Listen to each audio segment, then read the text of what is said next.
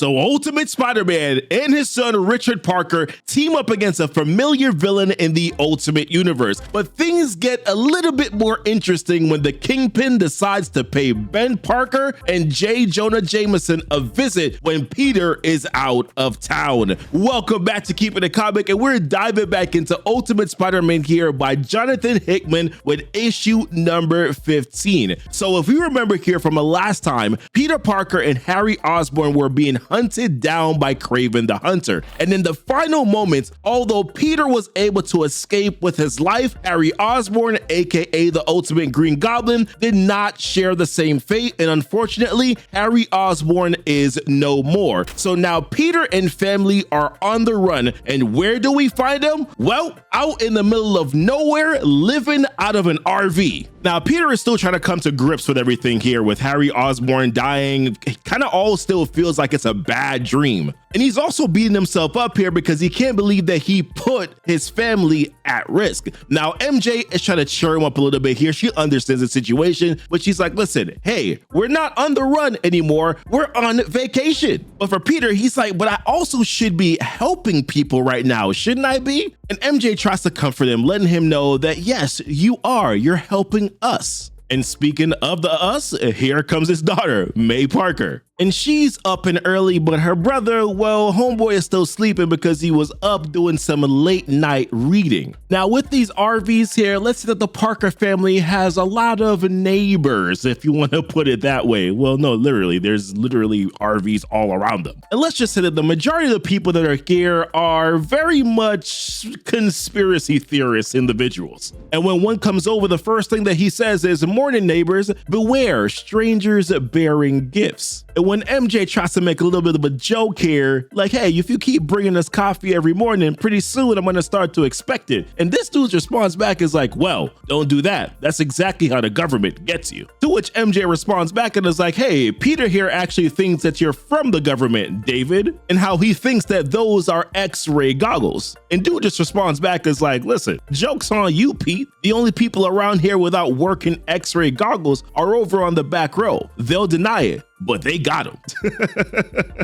Listen, I like David. But this interesting little conversation that transpires here kind of leads into what's going to be happening next. So when David asks little May Parker here, what are you guys doing today? She responds back by saying, my favorite, sightseeing. So when he asks, any place in particular? She responds back by saying, well, we've been to the canyon with the tall rocks. And then he responds back, he's like, Bruce Canyon? A lot of UFO activity there. And she continues on to explain some of the other areas that she's gone to, until she then says this, which perks up David's ears. She says, so I think we're finally going to check out one of the arches. And he quickly runs over to Peter and is like, which one? And Peter's like, well, it's one of the lesser known ones in the middle of the desert, like 40 miles from here. And David's like, bro, do not go there. And Peter's like, UFOs? And David's like, no, nobody knows what's going on there. Weird sounds, earth moving, old abandoned military base. It's not safe. People have disappeared out there, not like lost time, abducted, experimentations. I mean, disappeared for real. And like, seriously, go somewhere else. But this is exactly what Peter wants, right? And exactly what MJ knows that Peter wants at the same time. Because she's like, I mean, people have disappeared, Peter, for real. They could be in danger. You know, they might need help or something. Maybe somebody should take a look. Hint, hint. Just like how you should take a look there at the like button and then also hit it for the YouTube algorithm so that it pushes out this video to a wider audience. Go right on ahead. Take a look and just touch it. Just touch the like button. So then later on here, we see Richard Parker, and he's texting on the phone right now, out in the only place that homeboy could find some reception. And the first text reads, hello, anyone there? I haven't heard from you in a while. And you can guess who he's talking to. And Richard is like, listen, sorry, I'm in the middle of nowhere and I can't get a good signal. Though I did get one long enough to read about a recent bank heist. And she responds back, she's like, was that me? Smiley face. And Richard responds like, he's like, I'm just saying, Felicia, superheroes can't be hanging out with bank robber supervillains. And she's like, I'm not a supervillain. And he's like, sure. So she continues on. She's like, either way, I'm glad you've been thinking about me. I've been thinking about you too. And I'm like, oh, Cupid, draw back your bow and let your arrow go. Y'all know the song, but he pauses in the middle of this like, oh boy, I have no idea what to say. And he's like, that's cool. And then he realizes, he's like, yo, that's cool, you idiot. Like, why would you say that of all things? And then she responds back, she's like, it is cool. So then he musters up finally a good response. He's like, so maybe when I get back, we can go out or something. And this just like completely ends the mood because it says it failed to send. I'm like, damn it, Richard, you blew the moment. You blew the moment, Richard. So Richard is like, man, failed to send, failed to send. What the F, I assume. And then we hear a voice that says, language. Look who it is. It's his pops. While Richard is putting on that Pico suit. So these two are about to team up and go fight some crime. All right, I'm good with it. So Peter's like, okay, I'm still not sure about this whole thing. Why again is it a good idea to bring you along on this little adventure? And Richard is like, because historically, team-ups are awesome and people eat this father-son stuff up, especially the sons. And Peter's like, yeah, well, I love you, but it ain't sentimentality I'm going for. You understand that something bad happened to Mr. Harry and now he's gone. And Richard is like, yeah. So Peter's like, well, the truth is I want to protect you from things like that forever. But whether I like it or not, at some point in time, you're going to be on your own, kiddo. And Richard's like, well, remember, I do have the suit. So Peter's like, speaking of, let's chat about that a little bit here. So he's like, oh man, we're doing that thing, right? He's like, I'm not talking to you, son. I'm talking to the suit. So the suit responds back to Peter and it's like, yeah, he's talking to me. So Peter begins to say, he's like, there are a couple rules I want to go over. So the Pico suit responds back. He's like, yeah, rule number 1, no touching Mary Jane, which is a callback here to the previous suit issues from before. And he says rule number 2. But before he can continue, Peter's like, no, these are different rules for when Richard is wearing you in a dangerous situation. He told me you've been practicing. How's that going? So the Pico suit responds back and it's like, well, I think. So Peter replies, he's like, he also told me that you could take over if things go bad or if he faces something that he's not ready for. And he's like, yeah, I can and I will. So Peter continues, he's like, so if you have to make a choice between saving me and saving him, you know what to do, right? And the suit responds back, he's like, yes, Peter, because I'm modeled after you. If that ever happens, I need to save everyone. So Peter replies back, he's like, that's not what I mean. And then the suit replies back, it's like, I know exactly what you mean. Would you ever let anything happen to him? Question mark. So then Peter responds back and it's like, you know I wouldn't. And the suit's like, then I wouldn't either. Listen, I love this interaction. This was amazing. So then Richard chimes back in and he's like, can I just say that you guys are really sucking all the fun out of this? And both of them respond back like, no. Love it. So then later on, they go over to this dangerous location here, right? This abandoned military base so that they can take a closer look. And when they hop on in, number 1, it looks spooky. That's definitely what Richard is seeing. He's like, this looks spooky. But then Peter responds back or says this. He's like, no doubt. And that's your first lesson of the day. If you get a bad feeling about something, assume something is wrong, even if you don't see anything. And then boom, right in that moment, his spider sense starts to go off. And before he could even react, here comes this big ass arm looking to grab Peter, and it's successful. And then we see the face of the man that is this. So this is the ultimate Sandman here. Now in the background, we got to pay attention to what's being said here. There's a voice protocol that's going off that says entity consolidation detected charging. And then it starts to count down.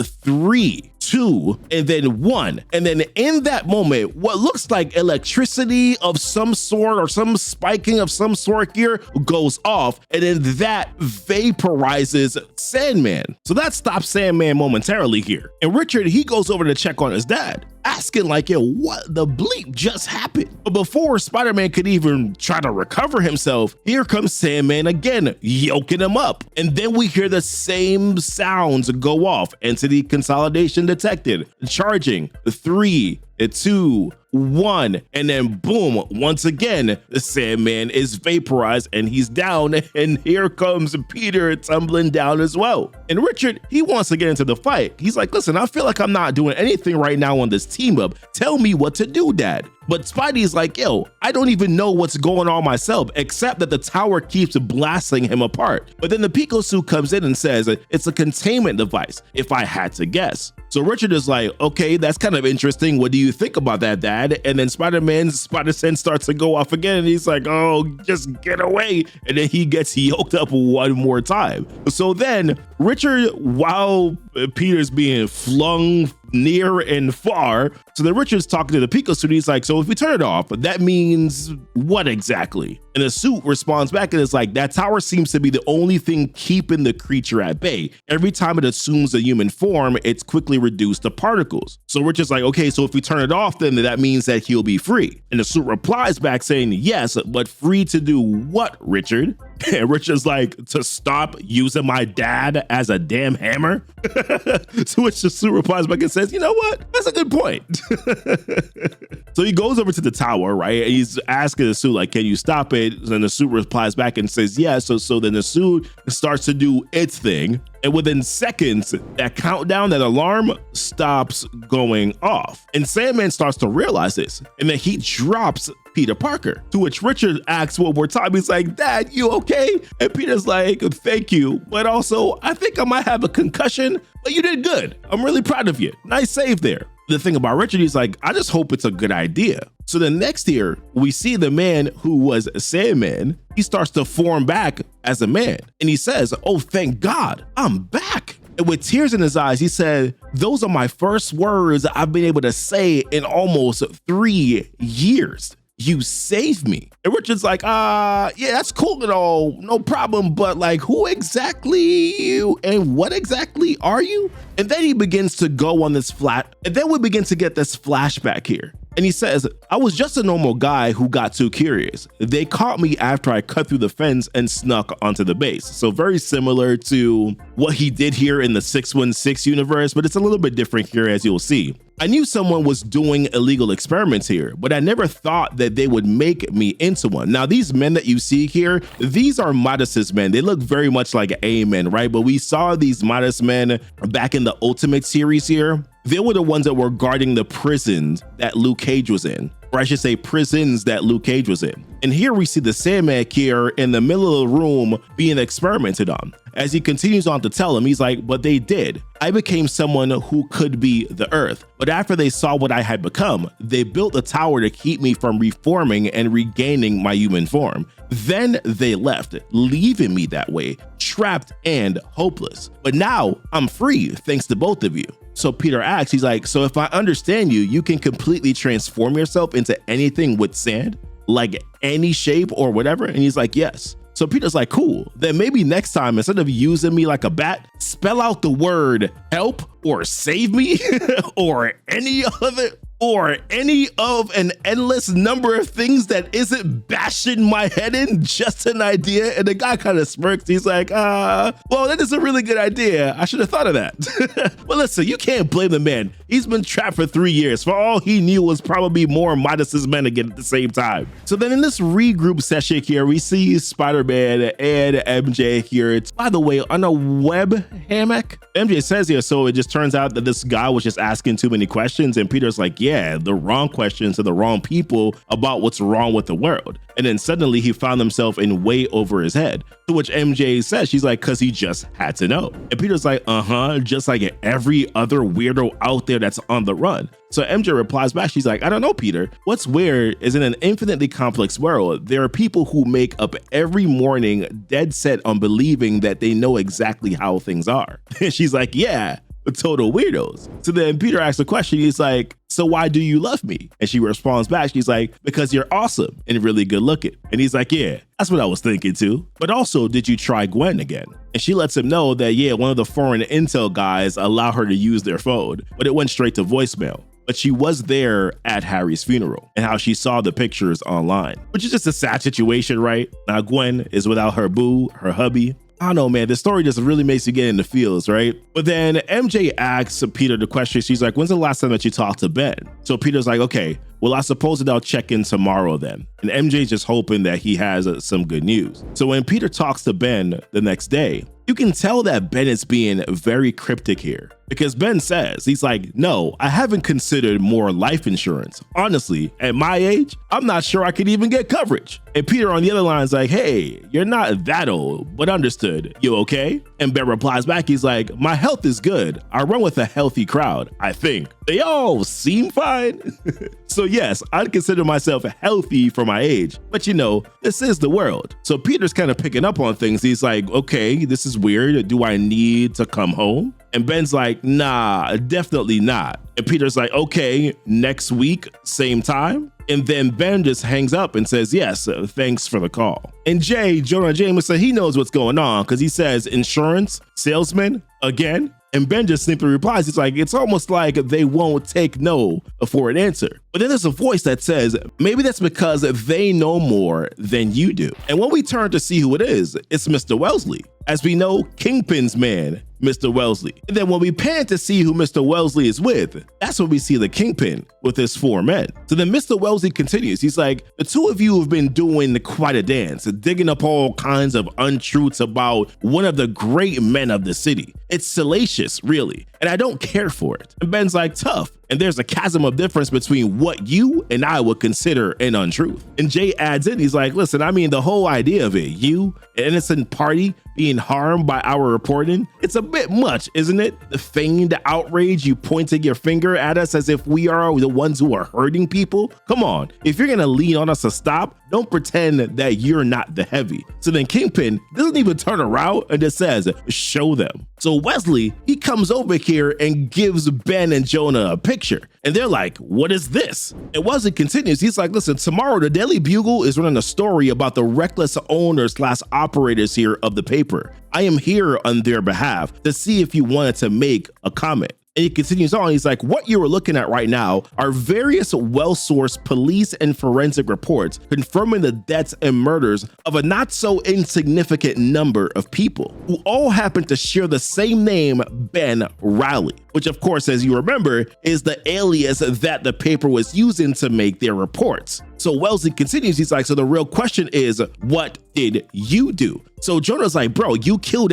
every Ben Rowley in New York? And Kingpin's like, goodness no, I belong to a global organization, because we know, of course, that technically Kingpin works for the Makers Council. And he continues on, he's like, we killed every Ben Rowley on the planet, which is a savage as heck. So Ben's like, yo, why would you do that? And Kingpin's just like, yo, you write a story and you think you're changing the world? You tell the truth and you think it matters? It does not. And Jay's like, so what is this? Like, you educating us here? Are you trying to put an end to our practice? And Kingpin just replies back and he's like, I just wanted you to know that I am an admirer of your work, but strong words, they elicit a strong response. So Ben's like, okay, is this like a shakedown here? Are you supposed to make us quit because you killed everyone? Because if that's the case, Jay's like, yo, that's not gonna happen. It's never going to happen. As Ben continues on, we're not stopping. If anything, we'll double down on it. So Kingpin's like, good, I don't want you to stop. You give me something to point to pick apart, to reframe, to ridicule, to further our plans. So I want you're a useful tool to separate us from them. And then he continues on, he's like, here's what you don't know. As far as you're concerned, I work for God. And what you call night, that is his hand casting a shadow over the earth itself. So please continue what you're doing. Be a useful distraction, but stop hiding behind others. You just get the wrong people hurt. So with that, Kingpin walks out, and then Wesley's like, so care to make a comment for the record? So Ben's like, okay, fine, I'll make a comment. He says, when all this is done, when wrongs have been righted and the shadow is lifted, I'm the guy who's gonna right the obituary, and you can quote me on that. Listen, the only thing I can think after that is this is not going to end well for Ben or Jonah. One of them is gonna die. Like at some point in time, that's going to happen, right? But damn, this was a really good write. Now, obviously, of course, just slow things down a little bit to a different sort of pace here, which I actually kind of appreciated a lot. What did you think about this here? Would love to hear your thoughts down below in the comments. Like this video here for the YouTube algorithm so that this video can reach a wider audience. Also, subscribe if you are brand new to the channel. Also, down below in the description, we're gonna have some links there, playlists where you can follow up on the series if you've missed anything. There's also gonna be links to our Patreon here where you can support the channel. You can also join our Discord and also follow us on social media. We appreciate you as always for watching. Thank you so much for kicking it with Keepin the Comic. Bye.